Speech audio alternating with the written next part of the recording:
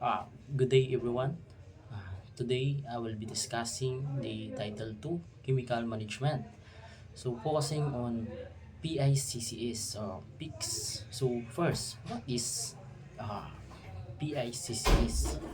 So, PICCS or PICS stands for the Philippine Inventory of Chemicals and Chemical Substances. So, it is basically a complete list of all existing chemicals and chemical substances that are used, sold, distributed, imported, processed, manufactured, stored, exported, treated, or transported in the Philippines. So, why it is important? So, PICS serves as a guide for manufacturers and importers. So it tells them whether a chemical is already approved and recorded in the country. So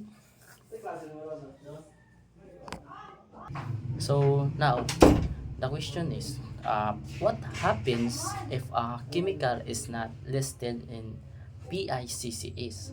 So importers must get something called small quantity importation clearance or SQI. So however, the importation is limited to only 1,000 kilogram per year. So no, in short, ang kaning PICC is kaning siya ang naga-regulate sa chemicals na kanang safe gani siya na gamiton nato diri sa Pilipinas. Yeah. Uh, Gisure nila na are properly handled, recorded and monitored. So now let's move on to PMPIN. So PMPIN stands for pre-manufacturing and pre-importation notification. So what is it for? So the main purpose of PMPIN is to screen harmful substances before they enter Philippine commerce. Basically, it checks if a new chemical is safe before it is manufactured or imported into the country. So no kaning PMPIA no sila ang sala gano naga-insure nila gina-insure nila na ah, safe ang kuan mga chemical na kanang mga mapanganib na chemicals no bago sila makasulod diri sa kuan ato ang country dito sa Pilipinas. So no importance to remember PMPIN is a very ano siya lesson on niya expensive process. So no the safe kay ang safety man gud sa chemicals no kay must be proven through documents like toxicological studies and risk assessment. So, however, not everything needs PMPIN. No, there are exemptions. No, there are these are substances that do not require PMPIN, such as chemicals already listed in PICS or PICCs, those used in small scale premises, small quantity chemicals, certain polymers that are already exempted, then 9 isolated intermediates and articles like finished products and new chemicals made only export. So note din kung ang mga new chemical ay kanang mas baba sa 1,000 kilogram per year, kailangan nimo mukuha og di small quantity importation clearance or SQI bisag kanang exempted ni siya sa PMPIN. So how to know kanang if exempted ang kanang isa ka chemical. So no there is a process. So first is if the substance is already exempt, no PMPI in needed. So if it's already on PICCS, so kuha na siya kanang PICS certificate. And then if it's a polymer of low concern, no, PEC or polymer exemption certificate. The fourth, if it's less than 1,000 kilogram per year, no, bilang siya sa small quantity importation certificate. So if none of the lastly, no, if none of the above full PMPI identification is required. So now let's talk about the types of PMPI notification. So when a new substance is manufactured or imported at more than 1,000 kilograms per year, so there are two types of PMPIN forms you can use. So first is the PMPIN abbreviated form. So ginagamit ani siya kapag ang kanang isang chemical kay nakalista na sa ibang bansa, no, kanang na siya may parehong chemical review system ng Pilipinas. Do.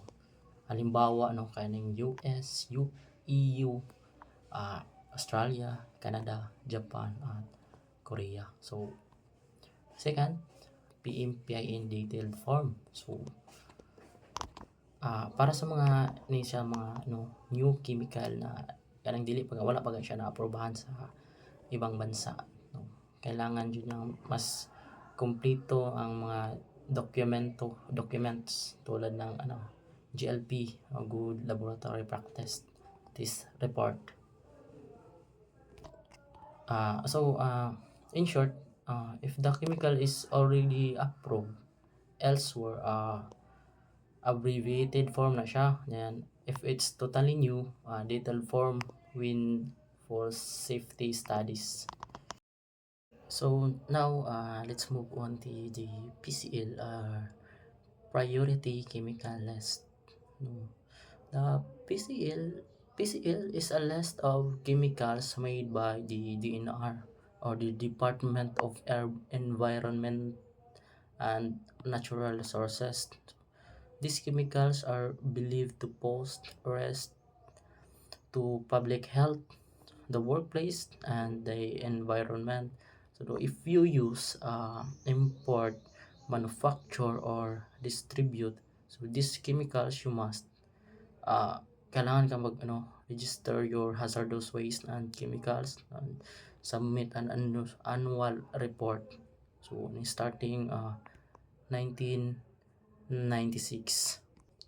And then the criteria for listing a chemical and a PCL. So DNR uses international standards to Australia, Japan, Canada, USA, and to look at the persistence. Chemicals stays long in water, soil, or air over 50 days, and the toxicity so can cause death, birth defects, cancer, or chronic illnesses. Then the bioaccumulation, chemical builds up in the food chain.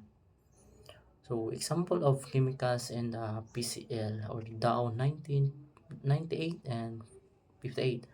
So the first is the arsenic compounds, benzene, asbestos, mercury compounds, vinyl chloride, PCB, the PCB or polychlorinated biphenyls, and the last is the chlorofluorocarbons. And then the revised PCL or the Dow 2005 to 27 added 20 more chemicals, like formaldehyde, 1,4 the chlorobenzene, the trichloroethylene, perchloroethylene, and the methyl chloride. Then multa sa CCO, or the Chemical Control Order. So the CCO is a law or order that prohibits or restricts the use, manufacture, import, export, transport, and storage of dangerous chemicals, targeted at chemicals that must be phased out, regulated, or banned due to serious health and environmental risk. So no, si CCO, or the Chemical Order, Control Order, no, kay iyang batas kanang ginabawal gay niyang kanang paggamit o kanang mga paggamit or pag-angkat or export, transport sa mga kanang mga delikado gani nga mga chemical. And then they requirements under the CCO, no, registration with DNR, import clearance, and the annual reporting. Waste chemicals are controlled to phase out plants, so in stop import stop import, use, and production. Second, it's limitation of use, only allowed for certain industries or products. Then the substitution, so replace with safer chemicals. The examples of chemicals under CCO: first is the mercury and mercury compounds, the Dow 9738. And then the cyanide compounds, no, Dow 9739. And the asbestos, the Dow 2002. The ozone depleting substances, no, Dow 2013, 2025. And the polychlorinated biphenyls, no, PCB, or Dow 2004. And the lead compounds, the Dow 2013, 24. Arsenic compounds, Dow 2019, 17. So additionally, kanang kaning unsa din siyang Dow, no, din siya, no, kanang stands for Department Administrative Order, no. In the Philippines, a DAO is an official regulation or guideline issued by a government department, no, like the DNR, kanang para mag-implement og laws and policies or programs. Example ani, no, kato si DAO 9858, no, the Department Administrative Order number din siya, no, number 9858. This is the order that created the Priority Chemical List, or the PCL. So, and the second is the Dow 9738, or Department Administrative Order, no, number 9738. So kaning Dow, no, is like a formal rule book that explains how a specific law or policy should be applied and enforced.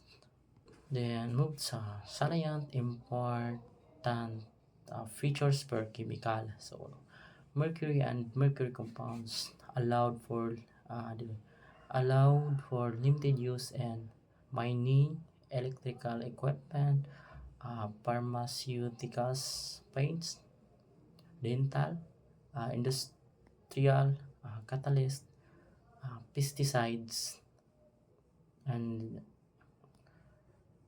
prohibited to discharge mercury waste into the environment. The cyanide and cyanide compounds, no, allowed for limited use ni siya sa electroplating, mining, steel, plastics, jewelry making. Prohibited use in the fishing industry, discharge of cyanide waste into the environment. And the asbestos no allowed for kuha lang siya, fireproof clothing, roofing, gaskets, electrical, paper, high temperature textiles. And they prohibited use of blue and brown asbestos, the new uses and toys, pipes, textiles, flooring, low density materials. So no, maura ta tanan ako report.